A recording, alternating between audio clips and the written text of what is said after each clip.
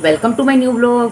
તો આજે હું તમને છૂટી મગની દાળની રેસીપી આપવાની છું. તેની માટે મેં આ મગની દાળને 1 કલાક પહેલાં પલાળી દીધેલી. મેં મારા રિક્વાયરમેન્ટ પ્રમાણે, એટલે કે આપણા ઘરમાં જેટલા પર્સન છે એ પ્રમાણે મેં મગની દાળ લીધેલી.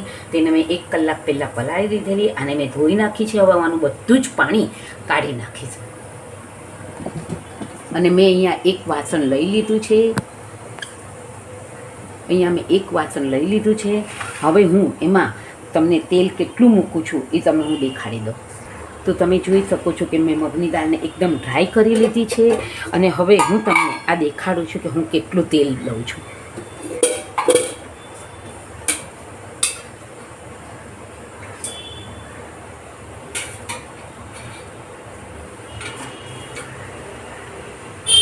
તો તમે જોઈ શકો છો કે મેં આ 2 ટેબલ સ્પૂન જેટલું જ આમાં તેલ લીધું છે. આમાં તેલની બહુ જરૂર નથી હોતી.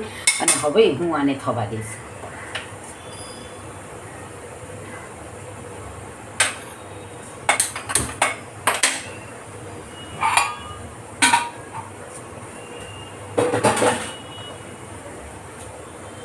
તો એમાં આપણે જરૂર મુજબ હું આજે આટલું 1 વાટકો મેં પાણી લીધું છે, પરંતુ હું બધું પાણી નહીં નાખું.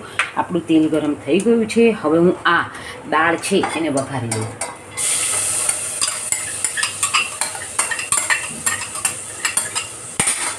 શકો છો કે મેં દાળ વઘારી લીધી છે.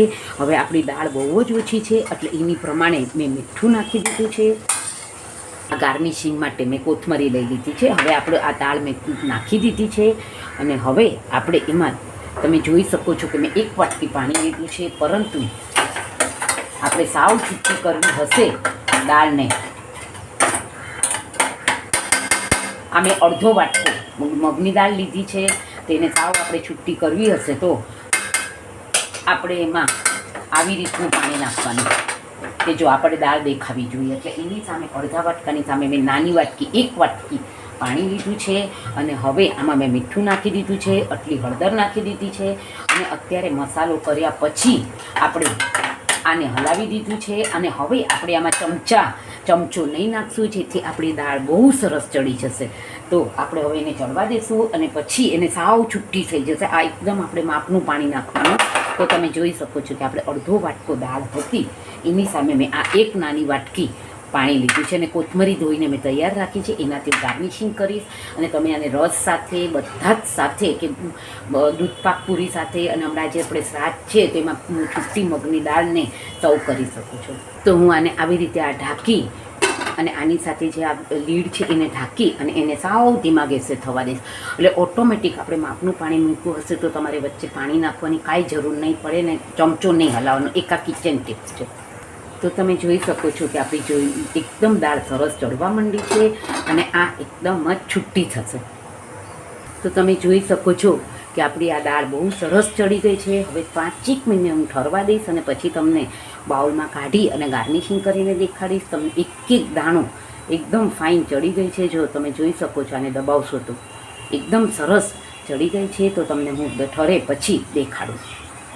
તો તમે જોઈ શકો છો કે એકદમ આપણી સરસ મગની દાળ તૈયાર થઈ ગઈ છે. અને હવે આને સર્વ કરવા માટે તો તમે જોઈ શકો છો એક દાણો આપણો છૂટો છે અને દાણો પણ આખો છે.